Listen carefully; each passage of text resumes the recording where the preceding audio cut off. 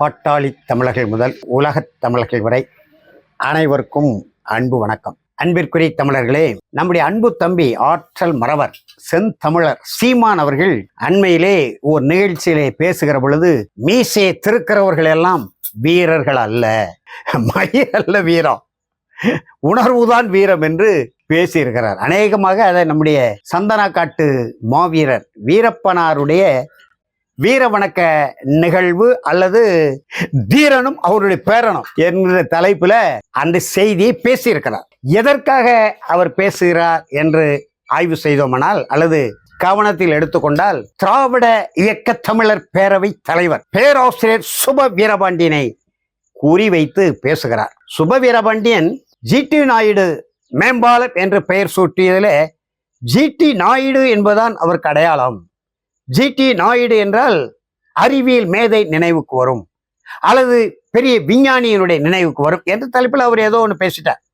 பேராசிரியர் சுப வீரபாண்டியன் அன்றைக்கு திராவிட மாடல் அரசுக்கு முட்டு கொடுத்து அந்த ஜிடி நாயுடுங்கிற பேருக்கு வக்காலத்தை வாங்கி பேசுறதுல 100க்கு 100 நமக்கு உடன்பாடு இல்லை. அது வேறு செய்தி. அடுத்த நாளே சாதி பெயர்கள் நீக்க கோரி அரசாணை, ஏற்கனவே நம்ம எரிதனல் வலைவலில் நம்ம ஒரு காணொலி போட்டிருக்கிறோம். ஆனால் நம்முடைய ஆற்றல் மறவர் நாம் தமிழர் கட்சியின் தலைமை ஒருங்கிணைப்பாளர் அதை பற்றி ஏன் பேசுறோம்? பூலி தேவர் என்றால் நம்ம சாட்டை துறைமுருகன் வேற காணொலி போட்டிருக்கிறார். அதை பூலி தேவரை வெட்டி விட்டால் பூலி என்று எப்படி அழைப்பது என்று நிறைய பேருக்கு எங்க ஊர்ல அந்த பேர் இருக்கு, உங்களுக்கு தெரியாமல் இருக்கும்.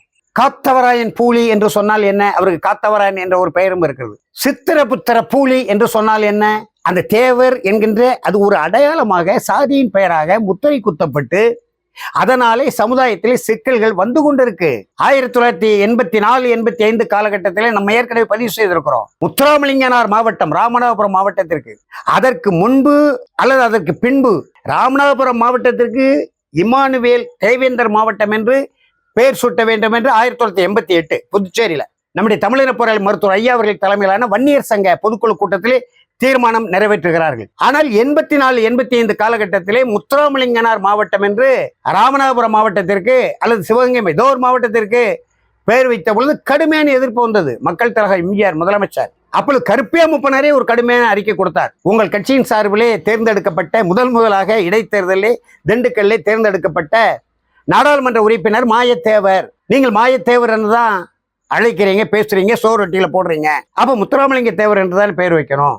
அப்படி எதிர்ப்பு வந்த உடனே மக்கள் தலைவராக மாறி பசும்பொன் முத்துராமலிங்கனார் மாவட்டம் என்று வச்சார். ஐயா கலைஞர் தேவர் திருமகன் மாவட்டம் என்று வைக்கணும். இதெல்லாம் நம்ம பதிவு பண்ணியிருக்கோம். இந்த சாதி பெயர்ல நான் நெருக்கமாக இருக்கிற பொழுது செந்தமிழர் சீமான் அவர்களோடு ஒரு முறை மகிழுந்திலே கூட்டத்தை முடித்து ராவணன் குழி நோக்கி வந்து கொண்டிருக்கும் போது நம்முடைய தம்பி அந்த செந்தில் மல்லர் தொடர்பான செய்தியை பேச வருகின்ற பொழுது, ஏன் தம்பி செந்தில்னு வைத்து கொண்டான், அந்த மல்லர்னு ஏன் ஒட்டு வருது என்று கேட்டார் செந்தமிழர் சீமான் அவர்கள். அப்பொழுதுதான் நான் சொன்னேன், நீங்களே ஐயா முத்துராமலிங்க தேவர் என்று தெய்வ திருமகன் முத்துராமலிங்க தேவர் என்று சொல்றீங்க. தெய்வ திருமகன் என்று சொன்னா எல்லாருக்கும் தெரியும், அது நடைமுறையில வந்து விட்டது.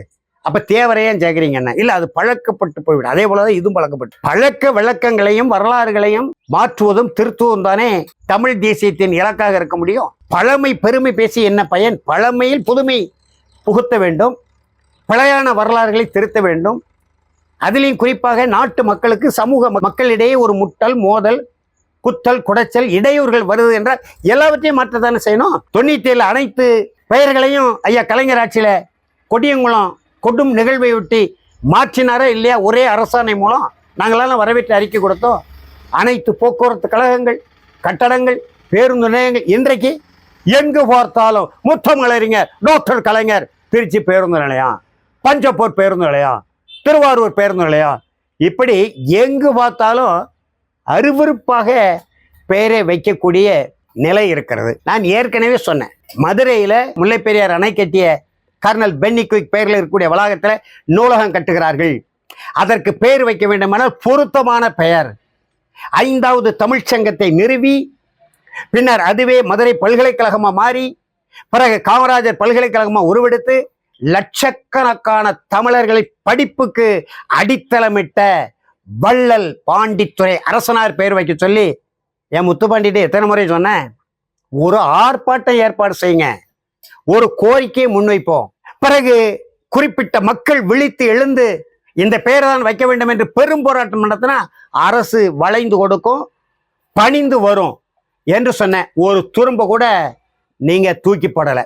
இப்ப பேசுறீங்க பாண்டித்துறை தேவர் பெயர் வச்சேன். ஏன் பாண்டித்துறை அரசர்னு சொன்னா எனக்கு நாக்கு என்ன அழுகிய போகுது? எங்கு பார்த்தாலும் சாதி பேரு.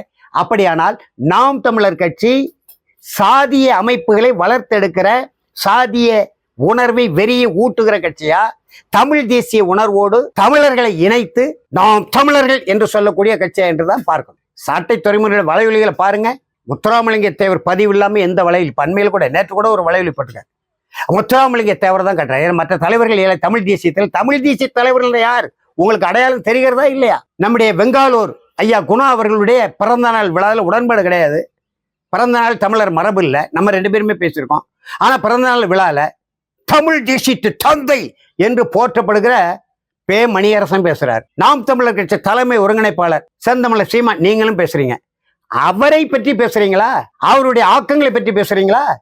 அவருடைய புத்தகங்களை பற்றி பேசுறீங்களா? அவர் முன்மொழிந்த தமிழ் தேசியத்தை பற்றி பேசுறீங்களா? உடன்பாடு இல்லைன்னு சிலதுல உடன்பாடு இல்லைன்னு சொல்லிவிட்டு போகலாம். ஆனா அவரை பற்றி பேசாம உங்களுடைய அரசியலை பற்றியே பேசிக் கொண்டிருக்கிறீங்க. இதுதான் முரண்பாடு, இதுதான் குழப்பம், இதுதான் மடைமாற்றம், இதுதான் திசை திருப்பல். குணா அவர்கள் ஒரு அருமையான புத்தகத்தை எழுதினார் 1984 என்று நினைக்கிறேன். நாங்கள் தான் தென்மொழி அச்சகத்தில் அச்சிட்டு கொடுத்தோம். இந்திய தேசியம், திராவிட தேசியம், தமிழ் தேசியம்.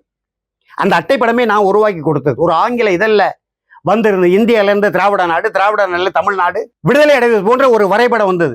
எப்படி வரைபடம் அணியமாக்குவது என்று ஐயா குணா அவர்கள் சிந்தித்துக் கொண்டிருந்த போது அந்த படத்தை காட்டினேன். உடனடியாக அருமையான படம், நல்ல தேர்வு என்று என்னை பாராட்டி அதே அட்டைப்படம் போட்டோம். அந்த புத்தகம் இருக்குதா இல்லையான்னு தெரியல. இந்திய தேசியம், திராவிட தேசியம், தமிழ் தேசியம் தலைப்பு. அந்த புத்தகத்தை பற்றி எல்லாம் நீங்க பேசணும். திராவிடத்தால் வீழ்ந்தோம் அந்த கரு எங்கே உருவானது உங்களுக்கு தெரியுமா? பே மணியரசனுக்கு தெரியும், ஆனா அவர் சொல்ல மாட்டார்.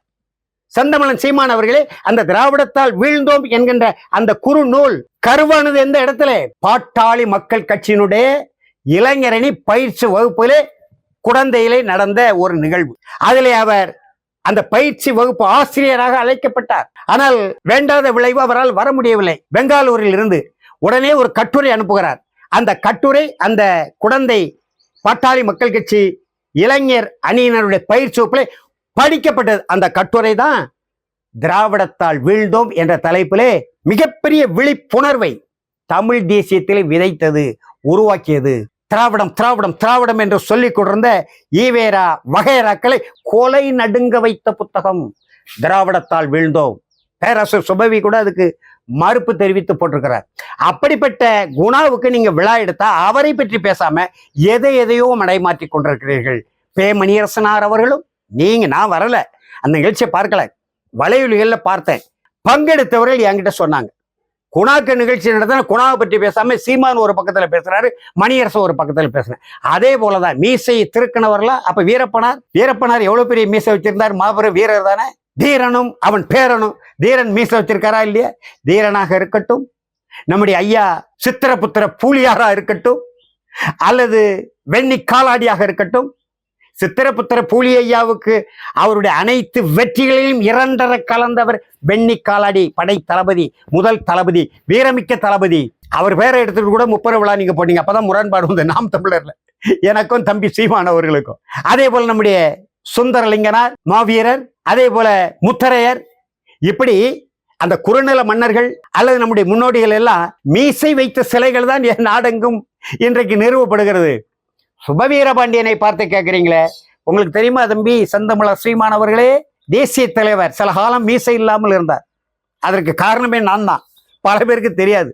1999 2000 காலகட்டத்திலே மீசைக்கு கருப்புமை தடவினர் தலைவர். நான் தான் என்னோட தொடர்புல இருந்தவர்களோடு சொன்னேன், தலைவருடைய முதிர்ச்சி நாட்டு மக்களுக்கு தெரிய வேண்டும், தேசிய மக்களுக்கு தெரிய வேண்டும், உலகத் தமிழர்களுக்கு தெரிய வேண்டும். அவர் தன்னை இளமையாக இருப்பது போல் காட்ட வேண்டிய தேவையில்லை போர்க்களத்திலே என்று தகவல் அனுப்பின செய்தி தலைவர் காதுக்கு போய் சேர்ந்தது.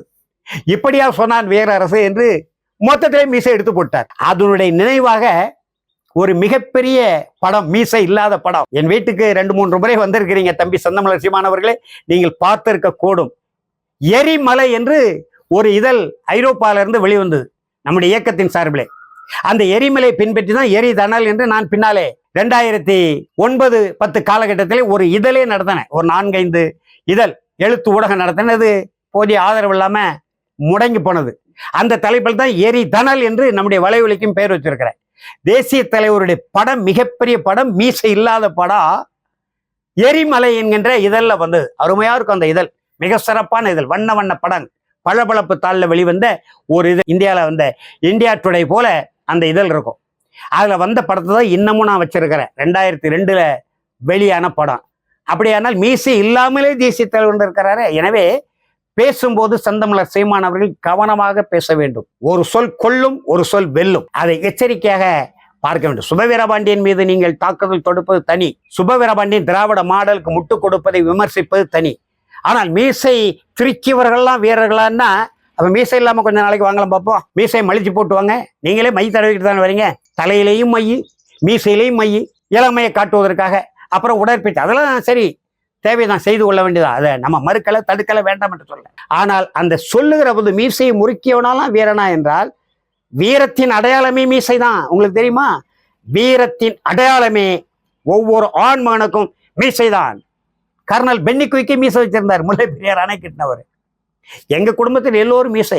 என் உடன் பிறந்த அண்ணன், அண்மையில் மறைந்த மூவேந்தர் கட்டட மற்றும் அமைப்பு சாரா தொழிலாளர் சங்க தலைவர் கனகராஜ், அவரை தவிர எங்க குடும்பத்தில் எங்க தாத்தா, எங்க பெரியப்பா, எங்க அப்பா எல்லாருக்கும் மீசை தான். என் தந்தை வழி உறவுலையும் முன்னோர்கள் எல்லோரும் மீசை தான். என் தாய் வழி உறவுலையும் எல்லோரும் மீசை. மீசை தான் தமிழருக்கு அழகு, மீசை தான் தமிழர் வீரத்தின் அடையாளம். எனவே அன்பு தம்பி செந்தமிழர் சீமான் அவர்களே, உங்கள் கட்சியில் முக்குளத்தோர் தேவர் தேவர் தேவர், பூலித்தேவர், மாயத்தேவர், அப்புறம் முத்துராமலிங்க தேவர், இப்படி தேவர், அப்புறம் பாண்டித்துறை தேவர், பாண்டித்துறை அரசர், வள்ளல் பாண்டித்துறை அரசர். நான் தான் சொன்னேன், 1 லட்சம் ரூபாய் கொடுத்தாரு நம்ம பாட்டேன். கப்பலோட்டி தமிழன் செக்கிழுத்த செம்மல் சிதம்பரனாருக்கு கப்பல் வாங்குவதற்கு நிதினு கேட்டாரு. 1 லட்சம் 1906 கனவு கூட காண முடியாது. நான் தான் சொன்னேன். அதை சாட்டை துறைமுருகன் பேசுறார், முத்துப்பாண்டியும் பேசுறார், எல்லாரும் பேசுறீங்க. சரி, மகிழ்ச்சியை வரவேற்கிறோம். ஆனால் இந்த மீசையை பற்றி பேசிய அன்பு தம்பி ஆற்றல் மறவர் செந்தமிழர் சீமான் அவர்களை இந்த விமர்சனமா சொல்ல பேசுகிற பொழுது நான் ஒவ்வொரு முறையும் உங்களுக்கு சொல்லுவேன். நீங்கள் கேட்டாலும் சரி, கேட்காது, அதை பற்றி எனக்கு கவலை இல்லை. சொல்ல வேண்டியது என்னுடைய கடமை, உரிமை. அதை நான் சொல்கிறேன். எதை பேசினாலும் கவனமா பேசுங்க. உங்களுடைய மாநாட்டு தலைப்புகளில் ஏகப்பட்ட முரண்பாடு இருக்கு. சொன்னோம்னா மிகப்பெரிய அரசியல் விமர்சனங்கள் வரும். கச்சத்தீவை மீட்க மாநாடு போடாம கடல் அம்மா மாநாடு. என்ன கடல் அம்மா மாநாடு? கடலுக்கும் அம்மாவுக்கும் உங்களுக்கும் என்ன தொடர்பு? கடலே இல்லாத மாநிலம் இந்தியாவில் இல்லையா? கடலே இல்லாத நாடு உலகத்தில் இல்லையா? கச்சத்தீவை மீட்கணும், அதுதான் சிக்கல்.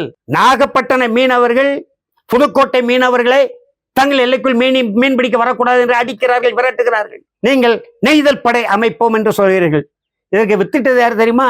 சான்று ஆவணத்தோட காட்டுவேன். பாட்டாளி மக்கள் கட்சியுடைய நிறுவனர் தலைவர் தமிழின போராளி மருத்துவர் ஐயா அவர்கள் மீனவர்கள் கையில துமிக்க கொடுக்க வேண்டும் என்று அறிக்கை கொடுத்தார், அரசை வலியுறுத்தினார். நீங்க நெய்தல் படைங்கிறீங்க. அப்ப நெய்தல் படையை நோக்கித்தானே உங்களுடைய அந்த இலக்கு பயணிக்கப்பட வேண்டும். கச்சத்தீவு மீட்க வேண்டும். தமிழர் நிலம், இழந்த தமிழர் நிலத்தை, உரிமையை மீட்பதற்கு நீங்கள் என்ன செய்தீர்கள்? அதுக்கு மட்டும் விடை சொல்லுங்க. மரம் மாநாடு, மலைகளின் மாநாடு, தண்ணீர் மாநாடு. எதுக்கு தண்ணீர் மாநாடு? காவிரி உரிமை மீட்பு மாநாடு, பாலாற்று உரிமை மீட்பு மாநாடு, முல்லை பெரியார் அணை உரிமை மீட்பு மாநாடு நான் நடத்தினேன். முல்லை பெரியார் 2006 பெரிய சிக்கல் வலுத்தது. நாடெங்கிலும் போராட்டம். முல்லை பெரியார் அணைக்காக ஒரு நல்ல தீர்ப்பு வந்தது. ஏற்க மறுத்தது கேரளா. பத்மநாபபுரத்தில் அரண்மனை இருக்கு. ஆண்டுக்கு கோடிக்கணக்கில் சுற்றுலா வருமானம் இருக்கு. அரண்மனை இருப்பது தமிழ்நாடு, கன்னியாகுமரி மாவட்டம், பத்மநாபபுரம் நிர்வாகம் கேரள சுற்றுலாத்துறை. அதே போல முல்லை பெரியார் அணை இருப்பது கேரளா, மொழிவெளி மாநில பிரிவினையில தேவிகுளம் பீர்மேடு நம்ம பகுதியில் சேர்க்க முடியல. அணை இருக்கிறது கேரளா, நிர்வாகம் தமிழக நீர்வளத்துறை. அணையில் உரிமை இல்லை, ஆனால் அரண்மனை உனக்கு உரிமை இல்லை. அரண்மனை கைப்பற்றுவேன். போனோம் படையெடுத்து. 120 பேர். தம்பி செந்தில் மலர்ல வந்தாரு. 5-6 வாகனங்கள்ல போனோம், படையெடுத்து போனோம். ஒரு முதலமைச்சருக்கு கொடுக்க வேண்டிய வரவேற்பை காவல்துறை எனக்கு கொடுத்தது போல காவல் கிணறு திருநெல்வேலி கன்னியாகுமரி எல்லையில வரவேற்று சாலைகளை மறித்து அழைத்து சென்றார்கள், கைது செய்தார்கள். அது மாதிரி பாலாற்று உரிமை மீட்பு, காவிரி ஆற்று உரிமை மீட்பு, முல்லை பெரியார் அணை நீர் உரிமை மீட்பு, நெய்யாற்றங்கரை இடதுகரை கால்வாய் உரிமை பாதுகாப்பு மாநாடு, கச்சத்தீவு மாநாடு. இப்படி போடாம மரங்களின் மாநாடு, மலைகளின் மாநாடு. மலையை தான் வெட்டி கொண்டு போயிட்டே இருக்கானே. நீங்க மாநாடு போட்டு என்ன பையன்? கன்னியாகுமரியில் உங்களால் தடுக்க முடிஞ்சதா? திருநெல்வேலி நான் தடுத்து நிறுத்தியிருக்கிறேன், ஆவணம் இருக்கு. அதே போல கட்சித்தீவை மீட்கணும்னு போடணும் மாநாடு. கடல் அம்மா மாநாடுனா ஒன்றிய அரசுக்கும் வலிக்காது, தமிழ்நாடு திராவிட மாடலுக்கும் வலிக்காது. இப்படி எவருக்குமே வலிக்காத ஒரு அரசியலை இப்ப தம்பி கூத்தாடி விஜய் வந்து குதித்ததுனால படாத பாடுபட்டு கொண்டிருக்கிறீர்கள். தெளிவான வழிக்கு வாருங்கள், மெய்யான தமிழ் தேசியத்தை முன்னெடுங்கள். சாதியை சமயத்தை கடந்த நம்முடைய தமிழ் தேசிய பேரினத்தை அன்னை தமிழால் ஒருங்கிணைக்க முன்வாருங்கள். மடை மாற்றம் வேண்டாம், திசை திருப்பல் வேண்டாம், குழப்பல் வேண்டாம். அன்பு கூர்ந்து அன்பு தம்பி செந்தமிழர் சீமான் அவர்கள் சிந்திக்க வேண்டும். மீசையை பற்றி பேசியதற்காக இந்த காணொளி. நீங்கள் பேசுகிற ஒவ்வொரு பேச்சையும் சிந்தித்து, ஒரு சொல் வெல்லும் ஒரு சொல் கொல்லும், சொல்லுக சொல்லில் பயனுள்ள சொல், சொல்லற்க சொல்லில் பயனில்லா சொல், மறையை படியுங்கள். நன்றி, வணக்கம்.